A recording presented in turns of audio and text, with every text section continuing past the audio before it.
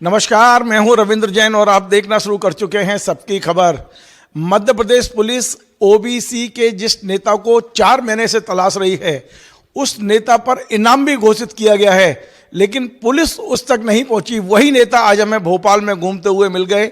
आज हम उनको लेकर आए अपने स्टूडियो में और जानने की कोशिश करते हैं कि आखिर उनको फरार क्यों होना पड़ा, आखिर पुलिस उनकी तलाश क्यों कर रही है, क्या मामला था जिसे लेकर आप आज तक फरार हैं।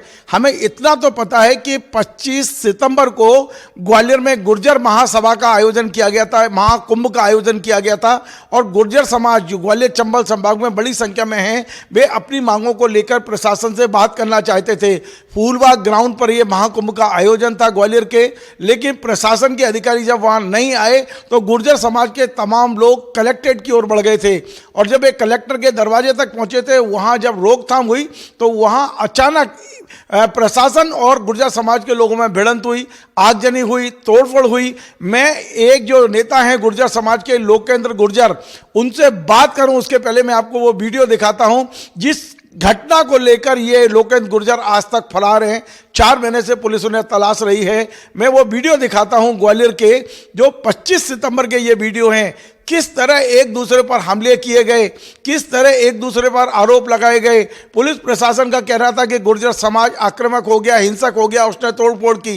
गुर्जर समाज का कहना है कि पुलिस वालों ने गली में घुस घुस के मारा, मोटरसाइकिलें तोड़ दी। ये वीडियो पहले देख लीजिए, फिर मैं आपको लोकेंद्र गुर्जर से मिलवाता हूं जो इस पूरे महाकुंभ का नेतृत्व भी कर रहे थे, युवा नेता हैं। और इस समय बड़ी बात यह है कि लोकेंद्र गुर्जर पूरे ग्वालियर चंबल संभाग में न केवल गुर्जर समाज के लिए बल्कि ओबीसी के लिए एक उभरते हुए नेता, एक आइकॉन की तरह उभर रहे हैं। मैं पूरी बात उनसे करूंगा, लेकिन पहले ये वीडियो देख लीजिए आप।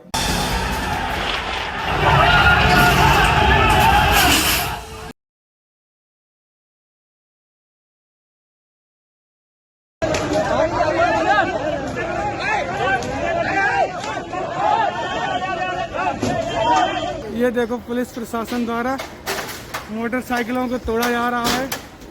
बेटा रुक जाओ, यही रुको। ये देखो बंदूक है, ये पत्थर उठा के ये देखिए पुलिस वाले ने पटक दिया। किस तरीके से जो है एक समाज विशेष की गाड़ियों को फोड़ा जा रहा है। ये प्रशासन का दोहरा रवैया। तो आपने देखा ये ग्वालियर कलेक्ट्रेट पर किस तरह तोड़फोड़, मारपीट और हिंसा की वारदातें हुई थी, घटनाएं हुई थी। और इसे लेकर जो करीब 15 से 20 नेता फरार थे, उनमें से 10-12 नेताओं की जमानत कोर्ट से हो गई है। अभी भी 6-7 नेता फरार हैं। एक नेता गुर्जर, जो लोकेंद्र गुर्जर हमारे साथ हैं, इन पर पुलिस ने 10,000 रुपये का इनाम घोषित किया है। 4 महीने से पुलिस इन्हें नहीं तलाश पाई है, लेकिन हम इनको तलाश कर अपने स्टूडियो में लाए हैं। आपका बहुत बहुत स्वागत है लोकेंद्र भाई। लोकेंद्र भाई, मामला क्या है? आज तक पुलिस आपको तलाश रही है और आज भी जो गुर्जर समाज के युवा हैं वो आपके लिए दीवाने हैं। धन्यवाद रविंद्र जी। मैं खासकर आपके चैनल सबकी खबर का बहुत बहुत आभार और धन्यवाद करना चाहूँगा कि जब उस बुरे समय में मेरे साथ, हमारे समाज के साथ कोई आवाज़ उठाने वाला नहीं था, उस समय आपके चैनल ने दूध का दूध और पानी का पानी चला के लोगों को बताया कि आज भी सच में पत्रकारिता जिंदा है, सच्ची पत्रकारिता और निष्पक्ष पत्रकारिता जिंदा है। और आपने उस मुद्दे को उठाकर बेहतरीन प्लेटफॉर्म पे लेके और उसको लेकर हमारे गुर्जर समाज में आपको लेकर एक बहुत अच्छी छवि बनी हुई है। तो आपका बहुत बहुत आभार कि आप ऐसे ही हमारी आवाज़ को और जो दलित, पिछड़े, दबे, कुचले लोग हैं उनकी आवाज़ को आप ऐसे ही बुलंद करते रहिए। अब बताइए आप क्या पूछना चाह रहे थे? मैं ये जानना चाहता हूं कि आखिर पुलिस आपको क्यों तलाश रही है। आपने यदि कोई आंदोलन किया था तो वो राजनीतिक और सामाजिक आंदोलन था, कोई आपराधिक घटना तो नहीं थी कि आपने किसी को टारगेट करके हमला बोला हो। किस तरह की आप पे धाराएं लगाई गई हैं और क्यों नहीं प्रशासन इसको बैठ के सुलझाता था? क्योंकि ये समाज का एक मामला है, सामाजिक मामला है। ये सामाजिक मामले को सामाजिक तरीके से, राजनीतिक तरीके से क्यों नहीं निपटाया जा रहा है? आज भी आप एक तरह से, बेशक आप कैसे भी है, लेकिन एक तरह से आप पुलिस रिकॉर्ड में फरार हैं। पुलिस आपकी तलाश कर रही है। कोर्ट में भी पुलिस ने यही कहा होगा कि ये लोकेंद्र गुर्जर अभी तक फरार है। जी देखिए, 25 सितंबर को जिस तरीके से हमारे गुर्जर समाज के सभी लोगों ने गांव-गांव, गली-गली घूम कर 2 महीने से गांव की पदयात्रा कर कर के लोगों ने 25 सितंबर को जो महाकुंभ ग्वालियर में बुलाया था, उसका उद्देश्य था कि चेतना लोगों में आना, सामाजिक ताना बाना सही ढंग से बनना और सबकी जो मांग है, जो एकता है, उसको प्रदर्शित करना ग्वालियर में था। और वहीं हमने एक ज्ञापन भी तैयार किया था। उस दिन हम मंच के माध्यम से वो ज्ञापन प्रशासन को देना चाह रहे थे। लगभग 1 लाख लोग उस मैदान में थे। शासन प्रशासन को बुलाया गया, मंच पे बुलाते रहे, शासन प्रशासन कोई भी वहाँ पर ज्ञापन लेने नहीं आया। उसके बाद सब लोगों ने बोला कि कोई बात नहीं, जब यहाँ ज्ञापन नहीं ले रहे हैं तो चलो कलेक्ट्रेट पे हम लोग ज्ञापन देने चलेंगे। सर, आप ग्वालियर से बिलोंग करते हैं, आप देखिए फूलबाग से और नई कलेक्ट्रेट लगभग 8-9 किलोमीटर है। यदि उनके मन में, यदि युवाओं के मन में और हमारे मन में कहीं भी ये होता कि हमें उपद्रव करना है, तो बीच शहर से निकल के गए थे, क्या शहर में कुछ बचता? जो मेन शहर था फूलबाग से लेके और सिटी सेंटर हाई कोर्ट होते हुए कलेक्ट्रेट पहुंचे। यदि हमारे मन में यदि कुछ करने की इच्छा होती, उपद्रव करने की इच्छा होती, तो आप बताइए क्या शहर में कुछ बचता? जब 1 लाख लोग पब्लिक रोड पे चल रही हो तो कुछ बचता? नहीं बचता। हमारी वो मंशा थी ही नहीं। हमारी सिर्फ मंशा ये थी कि हम अपना एक शक्ति प्रदर्शन करना चाह रहे थे, एक अपना ज्ञापन देना चाह रहे थे। जिस तरीके से हमारे सम्राट मिहिर भोज के मुद्दे को जिस तरीके से शासन प्रशासन की कमेटी बनाने के बाद भी हाई कोर्ट में प्रस्तुत नहीं कर रहे थे कलेक्टर, उनको ये दिखाना चाह रहे थे कि ये देखो 1 लाख लोग हैं, यदि आप इनकी आवाज़ को दबाओगे तो ये आवाज़ दबाना ठीक नहीं रहेंगे। सिर्फ हमारा इतना मैसेज भर देना था। लेकिन हम पैदल पैदल कलेक्टर पहुंचे, लोगों को समझाते हुए, आराम से सब लोग जाते थे। लेकिन कुछ लोग जो रहते हैं युवा हैं, मोटरसाइकिलों से भाग के आगे पहुँच गए, तो गेट पर उनका शासन प्रशासन के लोगों से थोड़ा सा वाद विवाद हुआ। उसके बाद शासन प्रशासन ने कुछ खासकर कुछ ऐसे अधिकारी, उन्होंने उसको उनके साथ गाली गलौज करी और उनके गाली गलौज करने के बाद उनके साथ में मारपीट भी करी। उन लोगों को ये नहीं मालूम है, प्रशासन की ट्रेनिंग में सिखाया जाता है कि जब भीड़ को कंट्रोल करना होता है ना, तो लड़के नहीं, प्यार से उनको समझाया जाता है। बहुत सारे अधिकारी थे वहाँ पे, वो प्यार से समझाने का काम कर रहे थे। उन लोगों ने तो कभी नहीं किया, लेकिन कुछ अधिकारी वहाँ पे, जैसे एक एडिशनल एसपी हैं ऋषिकेश मीना जी, वो बहुत प्यार से वहाँ पे जो हमें मिला, बहुत प्यार से लोगों को हैंडल कर रहे थे। लेकिन कुछ वहाँ पर सीएसपी ऐसे भी थे जो अकड़ दिखा रहे थे, लोगों को मार रहे थे, धमका रहे थे कि इसके बाद देख लेंगे। उसके बाद जब जैसे ही प्रशासन ने उन पर लाठीचार्ज किया तो लोग वहाँ से भगे। इतनी देर में वो आंसू गैस के गोले छोड़े। इतनी देर में क्या है, जो नीचे पीछे पब्लिक थी उसको ये किसी ने पता नहीं झूठ अफवाह उड़ाई या किसने उड़ाई वो नहीं पता कि ऊपर गोली चल गई है, एक व्यक्ति को गोली लग गई है। बस उसके बाद से फिर ना तो हमारे समले कोई चीज़ संभली, ना प्रशासन के समले कोई चीज़ समझी। यदि मैं तो ये कहूँगा इसमें सबसे बड़ी चीज़ थी वो थी इंटेलिजेंस फेल हुआ। क्योंकि आपको पता है कि जब इतनी लोग आ रहे थे तो आपको प्रशासन चाक चौबंद पहले ही रखना चाहिए था। कम से कम 1000 खान पुलिस वाले आपको ग्राउंड पे ही रखना चाहिए था कि भाई लोग ना जाएं, वहीं से ज्ञापन लेके उनको रवाना कर देना चाहिए था। तो इन सब चीज़ों के बाद उन्होंने फिर अपनी गलती आपकी क्या भूमिका रही जो पुलिस ने आप पर इनाम घोषित कर रखा है? मैं ही बता रहा हूँ। अपनी गलती को छुपाने के लिए प्रशासन ने हम पर 307 लगाया, हमारे ऊपर NSA की कार्रवाई की, हमारे ऊपर रात में 7 FIR करी, हर थाने में FIR।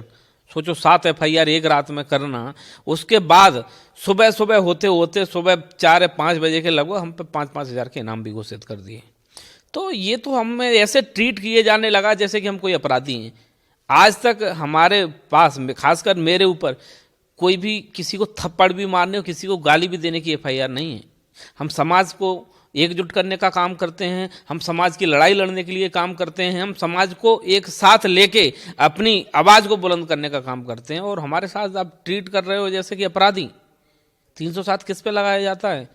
जो किसी को मारने का प्रयास करता है। इनाम किस पे घोषित की जाती है? जो मर्डर करने के बाद भी वो नहीं मिल रहा हो। आपने एक दिन में ही हम पे 5-5 हज़ार के। अभी क्या स्टेटस है ये पूरे प्रकरण? नहीं है, हमारे साथियों की जमानत हो गई है, अग्रिम हमारी लगी हुई है। यदि नहीं होगी तो हम सरेंडर करेंगे और अपनी जमानत कराएंगे। और शासन प्रशासन से मांग भी करेंगे कि ये वाले केस की निष्पक्ष जाँच हो, और जो निष्पक्ष जांच में हम बिल्कुल भी दोषी नहीं है, हमको जांच से निकाला जाए, हम सब मांग करेंगे। ये पूरा मामला कोई आपराधिक नहीं है, ये सामाजिक और राजनीतिक मामला है, तो उसको उसी तरह से डील करना चाहिए था। ये आपराधिक तरह से क्यों पुलिस कर रही है? और क्या आपकी पुलिस के वरिष्ठ अधिकारियों से कोई चर्चा नहीं हुई, या फिर आप जिस पार्टी को बिलोंग करते हैं, राजनीतिक दृष्टि से कोई बात हुई हो इसको निपटाने की, वहाँ तो गुर्जर समाज के तमाम सारे नेता बीजेपी और कांग्रेस में हैं, उन लोगों ने कोई पहल नहीं की, चाहे वो रोस्तम सिंह जी हों या ऐदल सिंह कंसाना हो। ये गुर्जर समाज के बड़े बड़े नेता हैं, अब तो मंत्री, कृषि मंत्री गुर्जर समाज से बने हैं, तो ये लोगों ने कोई पहल नहीं की कि इस मामले का राजनीतिक हल निकाला जाए। देखिए क्या होता है कि जब उस समय जो मामला था 25 सितंबर पे, ना तो हमारे उस समय कोई मंत्री थे उस समय, ना उस समय जो मंत्रिमंडल था, उस समय के जो मंत्री थे वो सब हमारे विरोध वाले लोग थे। वो चाहते थे हमारा दमन करना, वो चाहते थे हम पर कार्रवाइयाँ करना, वो चाहते थे हमारी आवाज़ को दबाना। लेकिन समय बड़ा बलवान है, समय ऐसा भी आया कि जो हमारी आवाज़ दबाना चाहते थे, आज उनकी आवाज़ समाज ने दबा दी है। क्या होता है कि सच जो हुआ है ना, वो ऊपर वाला भी देखता है कि सच क्या है गलत क्या है। जो हम पर दमन कर रहे थे, आज जनता ने उनको हटाकर रोड पर बैठा दिया है। और हमारे समाज की, हमारे ओबीसी एससी एसटी की एकता, और भी सभी समाज जो हमारे इस आंदोलन को सपोर्ट करते थे, उनकी सबकी जीत हुई और उनको राजनीतिक सबक ऐसा मिला है कि शायद वो जानते होंगे और उनका दिल जानता होगा। लोकेश जी, एक सवाल इसी से संबंधित, बाद में दूसरे सवाल और है मेरे। जो मुख्य मांग थी मिहिर, जो आपने बताया राजा मिहिर वाली, वो मांग तो वहीं की वहीं खड़ी हुई है। मामला दूसरा बन गया कि अब अपने बच्चों को बचाना मुश्किल हो रहा था, कोई फरार है तो कोई कुछ है। मूल समस्याएं जो गुर्जर समाज की हैं वो वहीं खड़ी है, ना रोजगार है ना कुछ है। आप देखते हैं कि गुर्जर समाज पेट पालने के लिए यदि खनिज का काम करता है तो उनकी गाड़ियां बंद की जा रही हैं। बहुत सारी ऐसी चीज़ें हैं, हालांकि वो नियम अनुसार नहीं है, मैं उसका पक्ष नहीं ले रहा हूँ, क्योंकि लेकिन रोटी तो चाहिए ना, समाज के लोगों को रोजगार चाहिए।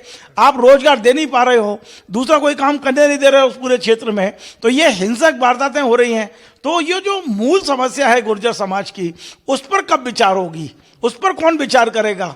हम मुद्दे को डाइवर्ट कर देते हैं। मुद्दा डाइवर्ट हो गया कि गुर्जर समाज के 11 लोग फरार हैं तो उन पर इनाम घोषित हो गई, जांच करा लो।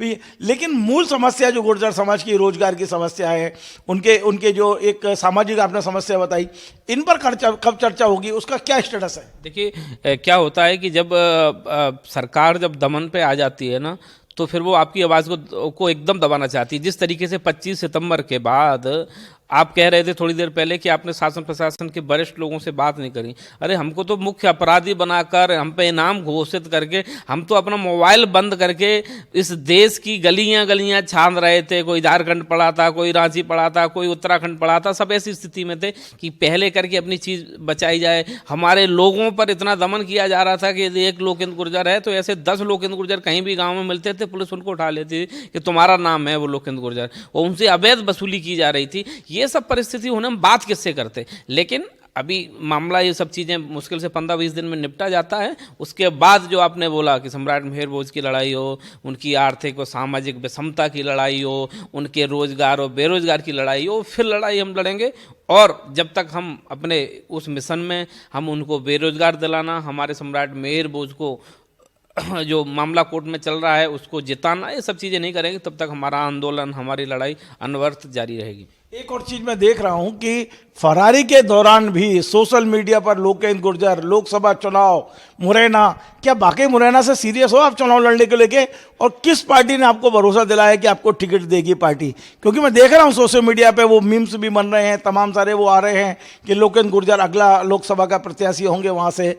और ये बात सही है कि मुरैना में गुर्जर समाज बड़ी संख्या में है और आपने मुरैना में दावा ठोक दिया है लोकसभा के लिए। देखिए, ये समाज की इच्छा है, समाज के सब लोग चाहते हैं कि हमने देखा है कि जब तक आपकी आवाज़ रोड पर लड़ते रहोगे उससे कुछ नहीं होना है। जब तक आपकी आवाज़ सदन में नहीं जाएगी, जहाँ से इस देश की नीतियाँ बनती हैं। हमारे स्वर्गीय एक नेता थे राजेश पायलट जी, वो बोलते थे कि जब तक गरीब, किसान, मजदूर की आवाज़ वहाँ नहीं पहुँचेगी जहाँ से इस देश की नीतियाँ बनती हैं, तब तक इस देश का और इस वंचित समाज का विकास संभव नहीं है। तो लोगों ने तय किया है कि नहीं, हमारी आवाज़ भी सदन में पहुँचना चाहिए। जब वहाँ हमारा कोई प्रतिनिधि बोलता है, समाज की बात करता है, उनके हक अधिकार की बात करता है, वो निश्चित ही मानी जाती है और उनको नोटिस किया जाता है। तो समाज की इच्छा है, समाज चाहता है और सब लोग मिलके चाहते हैं, तो हम तैयारी करेंगे। और रही बात पार्टी की, तो हमारा तो डंडा मजबूत है। जहाँ मैं तो हमेशा आपसे मैं सभी से बोलता हूँ, आप अपने सामाजिक डंडा मजबूत करिए। जब आपका सामाजिक डंडा होता है तो झंडा अपने आप आपके पास चल के आता है कि आप हमारा झंडा लगा लो, आप हमारा झंडा लगा लो। इसलिए अभी तो हमने सामाजिक डंडा मजबूत करके रखा है। और झंडे का समय जब समाज तय करेगा और सब लोग तय करेंगे, वो देखें। चुनाव लड़ना तय कर लिया है, पार्टी कौन सी होगी ये समय पे तय करेंगे? ये समाज तय करेगा, मैं नहीं करूँगा। समाज की इच्छा, ये समाज चाहेगा, अब जो होगा समाज कहेगा कि नहीं परिस्थिति ठीक नहीं, आप घर बैठिए, मैं घर बैठूंगा। समाज ने अभी कहा है कि नहीं आप आइए, तो मैं अभी बीच में हूँ। ये सब उनके ऊपर छोड़ रखा है। अच्छा, अभी आप फरार हैं, ये एक आखिरी सवाल मेरा। अभी आप टेक्निकली फरार हैं, बेशक आप संपर्क में हैं वो अलग बात है, टेक्निकली पुलिस की नज़र में आप फरार हैं। ऐसे समय में समाज को एकत्रित करने का काम कैसे कर पा रहे होंगे? क्योंकि एक और आपकी फरारी और दूसरी ओर तमाम सारे लोग आपसे संपर्क करते होंगे कि आगे से क्या रणनीति बनानी है, आप लीडर हैं आखिर। नहीं, हमारे तो चल रहा है सब। समाज आपके साथ होता है ना, तो फिर कोई एक कहावत है ना कि एक डायलॉग हुआ करता था कि एक कागज़ का टुकड़ा नहीं होगा तो तारा पाकिस्तान नहीं जाएगा क्या। तो ये कि यदि वो जमानत का कागज़ नहीं होगा तो कि समाज को जोड़ नहीं पाएंगे क्या हम। समाज सबसे बड़ी ताकत होती है। हम समाज के गाँव में रहते हैं, गली गली घूमते हैं, हमें पता है कि हमारे साथ यदि कोई घटना दुर्घटना होगी तो पूरा गाँव निकल कर रोड पर आ जाएगा, पूरे और पास के गाँव हमारे बीच में आ जाएगा। तो उनकी मुझे सुरक्षा है, उनकी मुझे सेफ्टी है, उनका मुझ पर भरोसा है। मैं उसी भरोसे की दम पर जो कर रहा हूँ वो कर रहा हूँ और करता रहूँगा। चलिए, बहुत बहुत धन्यवाद। तो आप थे लोकेंद्र गुर्जर, ओबीसी महासभा के साथ साथ ये इस समय गुर्जर समाज के बड़े और उभरते हुए नेता हैं। जैसा मैंने बताया कि 25 सितंबर को ग्वालियर में जो हिंसा हुई थी, उस हिंसा में इन्हें आरोपी बनाया गया और इनके ऊपर इनाम भी घोषित है। 4 महीने से पुलिस इनको तलाश रही है, आज हमने तलाश लिया और हमने इनकी मन की बात आप तक पहुंचाने की कोशिश की है। मैं उम्मीद करता हूं कि इस चैनल को जिला प्रशासन के अधिकारी और शासन के अधिकारी सुने और इस बात पर चिंतन करें कि गुर्जर समाज की मुख्य समस्या क्या है। ग्वालियर चंबल संभाग में एक अलग से आयोग बनाया जा सकता है कि जो गुर्जर समाज की राजनीतिक, शैक्षणिक और उनकी जो आर्थिक स्थिति पर सर्वे करे और इस पूरे समाज को रोजगार से जोड़ने का काम करे। गुर्जर समाज बहादुर समाज है, लेकिन इसका दुरुपयोग हो रहा है। ये जो हिंसा की वारदात होती है, ये फ्रस्ट्रेशन निकलता है। जब समाज को उसका हक नहीं मिलता है तो वो हिंसा के रूप में, आगजनी के रूप में, मारपीट के रूप में ये फ्रस्ट्रेशन निकलता है। इस पर पूरा सर्वे होना चाहिए। ये एक बहुत बड़ा सामाजिक मुद्दा है जो मैं बराबर अपने चैनल के माध्यम से उठा रहा हूं कि गुर्जर समाज के बारे में समाज को, सरकार को सोचना चाहिए, इसके युवाओं को रोजगार देना चाहिए, इनको राजनीतिक महत्व देना चाहिए, तभी इस समाज को हम अपने गले लगा पाएंगे। जैसा अभी लोकेंद्र ने भी कहा था कि एक कागज के टुकड़े से थोड़ी पाकिस्तान जाने से कोई रोक लेगा, यानी मुझे समाज की सेवा से जोड़ेंगे, रोक सकता है। एक मेरी जमात ना होने से, जमानत तो होती रहेगी लेकिन मैं फिर भी एक्टिव हूँ। सोचिए कितनी बहादुर ये समाज है। इस समाज के बारे में सरकार को सोचना चाहिए। हमारा जो फर्ज है वो हम दिखाने की कोशिश करते हैं, बताने की कोशिश करते हैं। मैं पुनः बोलता हूँ, लोकेंद्र गुर्जर जैसे युवा इस समाज के पास हैं जो अपने समाज के लिए अपना तन मन धन सब कुछ न्यौछावर कर रहे हैं। 4 महीने से दर दर की ठोकर खा रहे हैं केवल समाज के लिए। बहुत बड़ी बात है। आपको हमारा ये कार्यक्रम पसंद आए वैसे शेयर करें, लाइक करें, कमेंट करें और आपसे बार बार निवेदन है हमारे इस चैनल को सब्सक्राइब अवश्य करें। धन्यवाद।